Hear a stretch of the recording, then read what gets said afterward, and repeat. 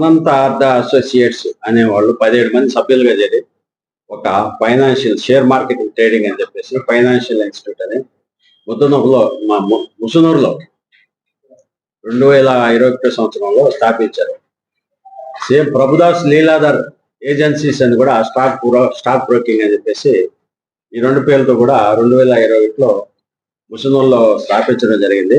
దీనికి ముఖ్య సూత్రధారి షేక్ మహబూబ్ సుబానీ, తండ్రి జాన్ మహమ్మద్, వయసు 53 సంవత్సరాలు, ముస్లిం, బాలాయ నగర్, ముసునూరు గ్రామం. ఇతనితో పాటు ప్రభుదాస్ లీలాధర్ ఏజెన్సీస్ కి ఎల్లసిరి బ్రహ్మానందం, తండ్రి బలరామయ్య, వయసు 34 సంవత్సరాలు, ముసునూరు, కావలి మండలం. వీళ్ళిద్దరూ కలిసి స్థాపించడం జరిగింది. ఈ స్టాక్ ట్రేడింగ్ ముసుగులో, స్టాక్ మార్కెటింగ్ ట్రేడింగ్ అని చెప్పేసి ఆ ముసుగులో వీళ్ళు ప్రజల నుంచి డబ్బులు అక్రమంగా డిపాజిట్స్ వసూలు చేసి అధిక వడ్డీలు ఇస్తామని చెప్పేసి ఒక్కొక్కరికి ఒక్కో రకంగా 10 రూపాయల వడ్డీ, 12 రూపాయల వడ్డీ, ఎట్లా పడితే అట్లా వడ్డీలు ఇస్తామని చెప్పేసి ప్రజల్ని మభ్యపెట్టి డబ్బుల్ని వసూలు చేయడం జరిగింది. ఈ క్రమంలో మేము ఇంటర్ఫియర్ అయ్యేసి అసలు ఏం జరుగుతుంది అన్నప్పుడు అతను క్లోజ్ చేసుకునేసి వెళ్ళిపోవడం జరిగింది. ఆఫీస్ క్లోజ్ చేసుకునేసి తర్వాత మాకు కంప్లైంట్ రావడం జరిగింది. Complaint Manda Prabhakar, son of Balakotaiah, 34 సంవత్సరాలు, ముస్లిం నుంచి కంప్లైంట్ వచ్చిన తర్వాత ఇది క్రైమ్ నెంబర్ 20/25 అంటే section 120B, 420, 406 IPC, red with 34 IPC and section 5 of AP protection of depositors financial establishments act 1989 of Kavali rural PS గా రిజిస్టర్ చేయడం జరిగింది. రిజిస్టర్ చేసిన తర్వాత వీళ్ళ గురించి విచారించడం జరిగింది. వీళ్ళు 2014లో ఈ షేక్ మహబూబ్ సుబానీ మీద కాకినాడ పోలీస్ స్టేషన్లో కూడా సేమ్ ఇలాంటి కేసే ఒకటి కోట్లలో డిపాజిట్లు సేకరించి ఇలాంటి కేసే ఒకటి రిజిస్టర్ అయినట్టుగా తెలిసింది. అక్కడ అరెస్ట్ కాకుండా తప్పించుకొని తిరుగుతున్నారు. అదే రకంగా తెలంగాణ రాష్ట్రం మక్తల్ అనే పోలీస్ స్టేషన్లో 2021లో సేమ్ ఇలాగే క్రోర్స్ ఆఫ్ రూపీస్ కలెక్ట్ చేసేసి అక్కడ కూడా అరెస్ట్ కాకుండా తర్వాత మరికల్ అనే ఇంకో పోలీస్ స్టేషన్ తెలంగాణలో ఈ రెండు చోట్ల కూడా కేసులు రిజిస్టర్ అయినాయి. ఈ మూడు చోట్ల కూడా ఎక్కడ కూడా అరెస్ట్ కాకుండా తప్పించుకొని జరుగుతున్నాడు. ఇదంతా కూడా మేము చరిత్ర సేకరించడం జరిగింది. ఈ కేసులో విచారణ జరిపి వీళ్ళు 17 మంది అనంతార్థ అసోసియేట్స్, వాళ్ళకి సంబంధించిన లావాదేవీలు, వాళ్ళ బ్యాంక్ స్టేట్మెంట్స్, తర్వాత ఇతని పేరుతో ఉండే అమౌంట్స్ ఇవన్నీ కూడా 5,35,92,120 రూపాయలు బ్యాంకులో ఉండే అమౌంట్స్ సీజ్ చేయడం జరిగింది. తర్వాత ప్రాపర్టీస్ కొని ఉన్నాడు ఇతను. ఈ డబ్బులతోనే ప్రాపర్టీస్ కొన్నట్టుగా మాకు తెలిసింది. 5,74,50,000 రూపాయలు ఇతని పేరు, వీళ్ళ ఫ్యామిలీ పేరుతో, పిల్లల పేరుతోనూ వీళ్ళందరి పేరుతో కూడా ప్రాపర్టీస్ కొని ఉన్నాడు. అవి కూడా గవర్నమెంట్ కి సీజ్ చేయడం జరిగింది. తర్వాత క్యాష్ బ్రహ్మానందం అనే వాళ్ళ ఇంట్లో క్యాష్ రూపంలో 28,48,600 రూపాయలు క్యాష్ కూడా సీజ్ చేయడం జరిగింది. తర్వాత శాంసంగ్ మొబైల్స్ 2, ఒక డెల్ ల్యాప్టాప్, ఇవన్నీ కూడా సీజ్ చేశాము. టోటల్గా ఇంతవరకు 150 కంప్లైంట్స్ వచ్చారు మా దగ్గరికి. వాళ్ళంతా కూడా స్టేట్మెంట్స్ రికార్డ్ చేస్తున్నాము.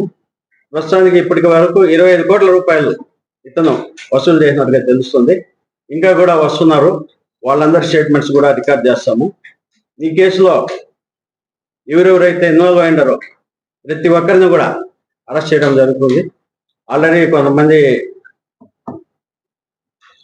సస్పెన్షన్లు కూడా చేయడం జరిగింది. ఈ వివరాలు మీకు తెలియజేస్తాం.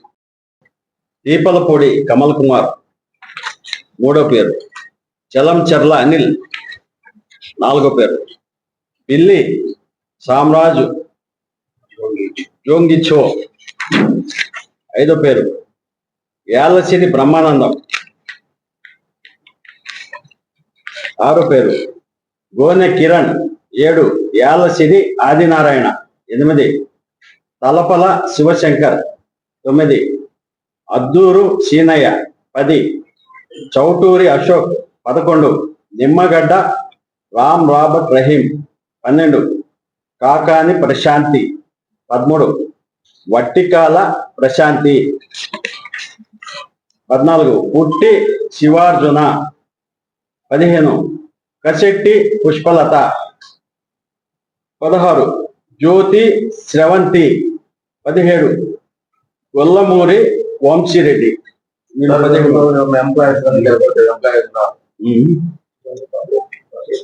వీళ్ళలో ఇద్దరు పోలీస్ డిపార్ట్మెంట్ లో పనిచేసే కానిస్టేబుల్స్ భార్యలుగా తేలింది మాకు. వాళ్ళ భార్యలు జ్యోతి స్రవంతి,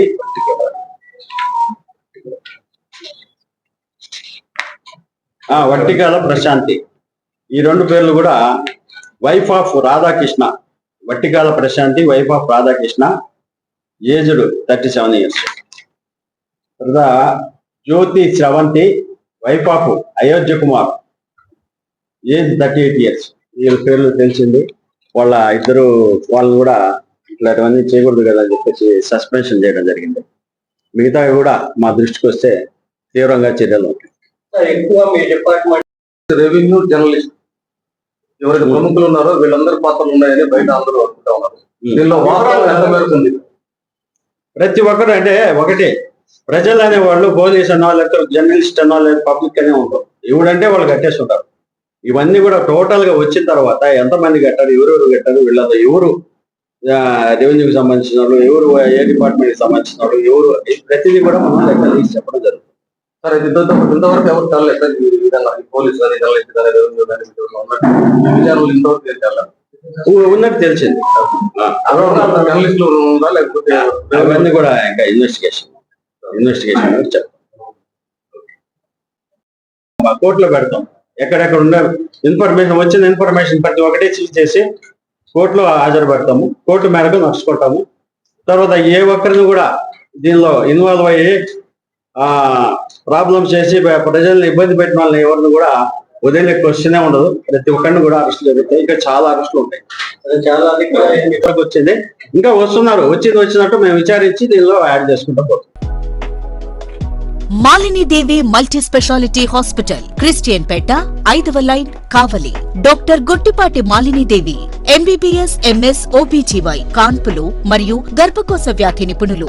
మాలిని దేవి మల్టీ స్పెషాలిటీ హాస్పిటల్ నందు అందించు వైద్య సేవలు: సాధారణ కాన్పులు, సిజేరియన్లు, లాప్రోస్కోపిక్ ద్వారా గర్భసంచికి సంబంధించిన ఆపరేషన్లు, ట్యూబెక్టమీ, పిల్లలు లేకుండా operation, high risk pregnancy, ectopic pregnancy మరియు గర్భసంచి నీటి బుడగలు, గర్భసంచి జారిన ఆపరేషన్లు, రొమ్ముగడ్డలకు చికిత్స, నెలసరి ఇబ్బందులకు చికిత్స, మెనోపాజ్ సమస్యలకు చికిత్స చేయబడును. స్త్రీలకు సంబంధించిన అన్ని సమస్యలకు చికిత్స చేయబడును. పిల్లలు లేని వారికి ప్రత్యేక చికిత్స కలదు. ముఖ్య గమనిక: మా హాస్పిటల్ నందు కాన్పోయిన తరువాత తల్లి బిడ్డను ఉచితంగా మా వాహనంలో క్షేమంగా ఇంటికి చేర్చబడును. మా హాస్పిటల్స్ ప్రత్యేకతలు: ICU, lab, AC and non AC rooms, 24 గంటలు మెడికల్ షాప్, ప్రతి రూమ్ నందు వేడి నీటి సదుపాయం కలదు. అత్యవసర కేసులు అన్ని వేళలా చూడబడును. సంప్రదించండి. మాలిని దేవి మల్టీ స్పెషాలిటీ హాస్పిటల్, క్రిస్టియన్ పేట, 5వ లైన్, కావలి. ఫోన్ నంబర్స్ 9398665676 మరియు 08626245166.